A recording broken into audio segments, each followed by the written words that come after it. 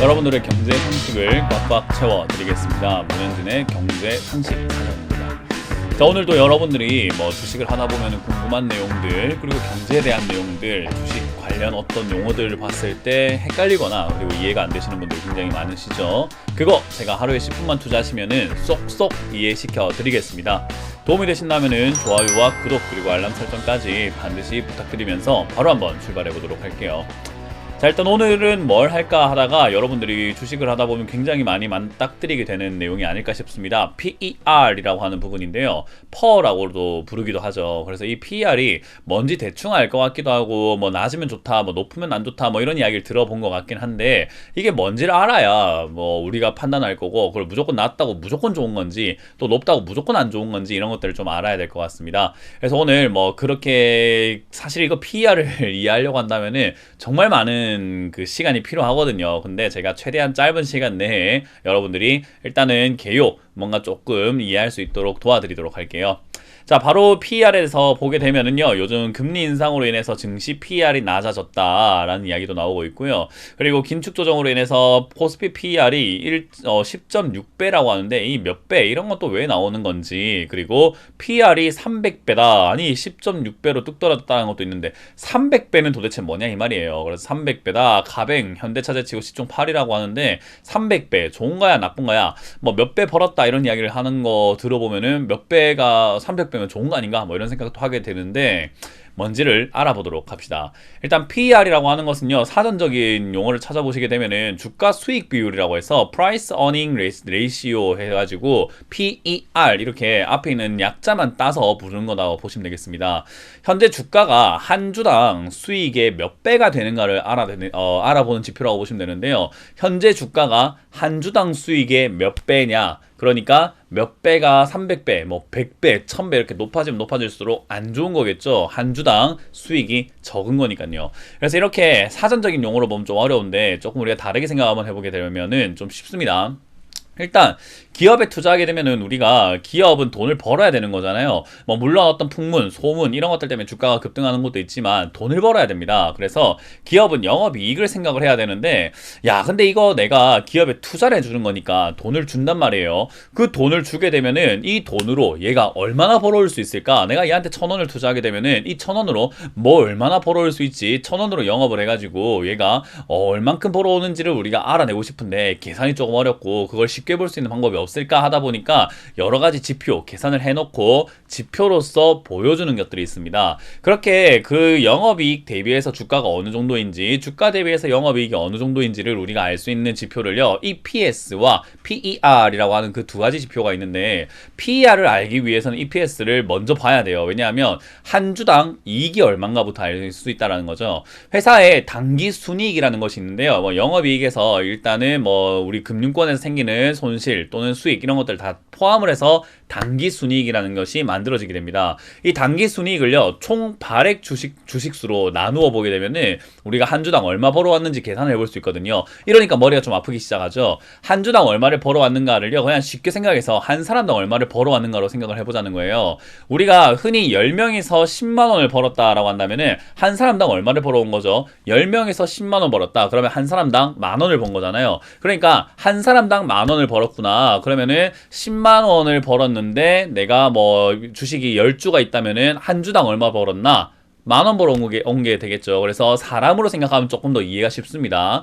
그래서 한 주당 얼마 벌었냐, 한 사람당 얼마 벌었냐라고 생각하시면 되고요. 한 주당 얼마 벌었는지를, 한 사람당 얼마 벌었는지를 알고 난 다음에는 현재 주가와 그 돈과의 관계를 생각해 볼 수 있는 거예요. 이는 현재 주가에다가 EPS죠. 방금 계산했던 한 주당 얼마, 이걸 나누어 보게 되는데, 다시 한번 임금으로 생각해 봅시다. 우리가 10만원을 10명에서 벌었는데 한 사람의 임금이 10만원이라고 생각을 해봅시다. 그러면은 이거 10만원을 벌어왔는데, 10명에서 10만원 벌어왔는데 10명, 그러니까 한 사람의 임금은 10만원이다. 한 사람당 만원 벌어오는데 임금은 10만 원입니다. 그러면은 벌어오는 돈 대비 나가는 돈은 10배가 되는 거죠. 그래서 PER은 10배가 된다라고 보시면 됩니다. 그래서 그 사람이 일을 해서 벌어온 돈은 1만 원이니까 나누어 보면 10이 나와서 PER이 10이 나온다라는 구조로 개념으로 이해하시면 좋을 것 같아요. 그래서 다시 생각하게 되면은 내가 10만 원 임금을 주었을 때 이 사람은 10번을 일해야지 나는 그 인건비를 뽑을 수 있다라는 그런 계산이 나오게 되죠.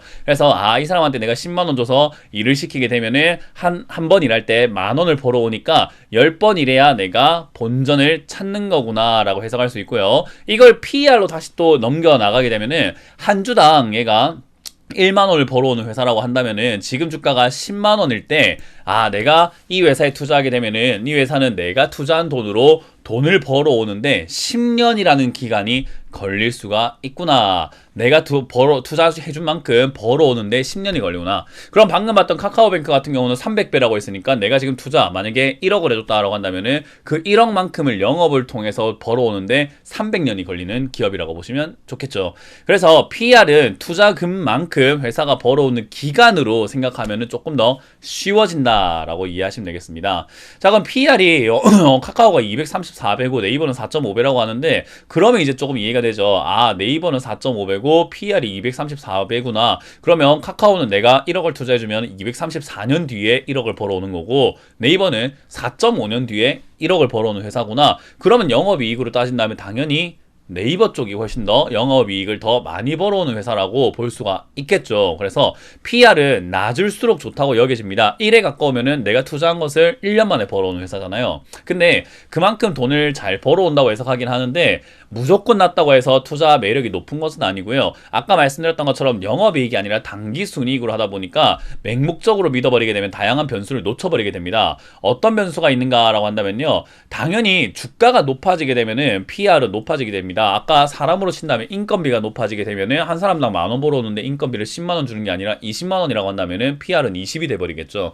그런 것처럼 주가가 높아지게 되면은 당연히 PER도 높아지게 됩니다. 그렇기 때문에 주가는 사실 기대감 때문에 올라가기도 하고요. 거품 또는 뉴스 때문에 올라가기도 하기 때문에 PER이 무조건 높아졌다라고 해가지고 뭐 돈을 못 버는 회사는 아닐 수 있고요. 또 반대로 PER이 또 너무 낮다고 해가지고 돈을 잘 버는 회사가 아닐 수 있는 게 뭐 우리가 기업을 뭐 보면은 건물을 매각했다든지 뭐 지분 투자를 했는데 그걸 잘 팔아가지고 차익이 생겼다든지 해서 그 해에 투자 수익이 생기는 경우도 있거든요. 그런 투자 수익이 갑자기 생기게 되면은 단기 순이익은 영업 외적인 수익들도 포함이 되기 때문에요. 영업하지 않았고 그냥 뭐 시세 차익을 노려가지고 번 돈으로 PER을 계산해버리는 경우도 있어요. 그래서 PER이 갑자기 뚝 떨어지는 경우도 있는데 그런 걸 보면서 이야 PER이 낮으니까 좋은 기업이다 라고 생각했다가 고점에 물려버리는 경우도 있다라는 거예요. 사실 주식이라고 하는 것은 뭐 하나만 보고 투자할 수는 없기 때문에 PER도 그렇고 차트도 그렇고 거래량도 그렇고 모든 것들을 종합적으로 분석을 해야 되는데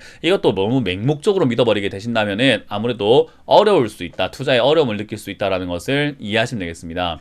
그래서 이거는 높다고 해서 무조건 안 좋은 건 아니고요. 낮다고 해서 무조건 좋은 것도 아니지만 보통은 낮을수록 좋다라고 이해를 하시면 좋을 것 같습니다. 자, 그럼 이걸 우리가 투자라는 데 있어가지고 어떻게 활용을 할 수 있을까라고 한다면요.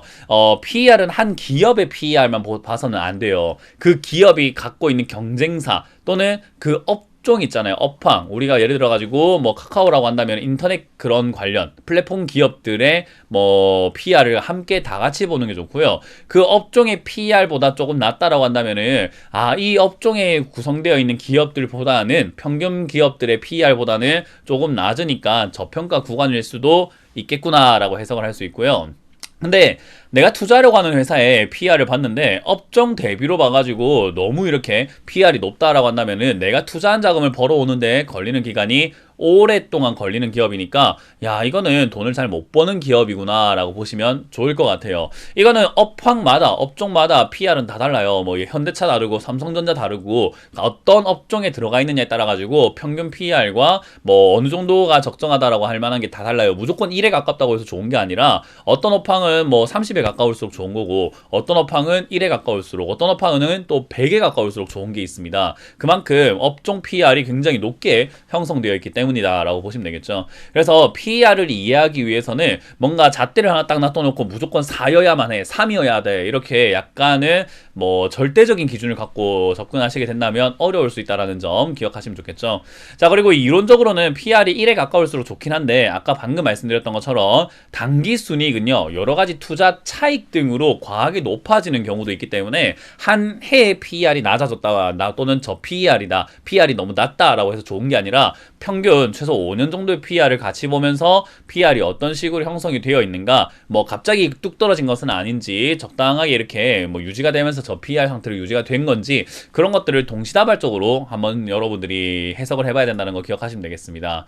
그리고 반대로 PER은 낮은데 주가가 이미 신고가 또는 상승세로 올라탄 경우가 있거든요. 야, 이 회사는 PER이 낮은 것 같은데, 업종 대비해가지고 굉장히 낮은 것 같은데 이미 신고가인 것 같대, 그리고 상승세가 이미 올라간 것 같다라고 한다면은 사실 투자의 적기는 아닐 수 있습니다. 항상 많은 분들께서 PER이 낮으면 무조건 투자에 뭐 지금 왔다야 지금 해야 돼 이렇게 생각하시는 분들이 있는데, 그게 아닙니다. 왜냐? 한마디로 PER을 정리하자면은 PER이고 뭐고 그냥 싸게 사면 장땡입니다, 여러분. 요걸 좀 기억을 하세요. PER이고 뭐고 싸게 사는 게 중요한 거지, PER이 낮으니까 비싸도 돼, 이런 마인드는 좀 잘못된 겁니다. 그래서 저는 무엇보다 중요한 것은 가격이다. PER 아닙니다. 가격이 더 중요하기 때문에 저는 여러분들이 좀 가격 체크를 하면서 매매하시는 것이 어떨까라는 의견을 드려봅니다. 그래서 PER에 대해서 잘 모르시는 분들도 많고 PER을 너무 맹목적으로 믿으시는 분들도 좀 많은 것 같은데, 그 점을 여러분들께 이렇게 말씀드려보고 싶네요. PER보다는 가격이 중요하다는 거, 그걸 기억하시면서 마무리 짓겠습니다. 자, 오늘도 도움이 되셨길 바라겠고요. 도움되셨다면 좋아요와 구독 그리고 알람 설정까지 부탁드리면서 마무리 짓겠습니다. 고맙습니다.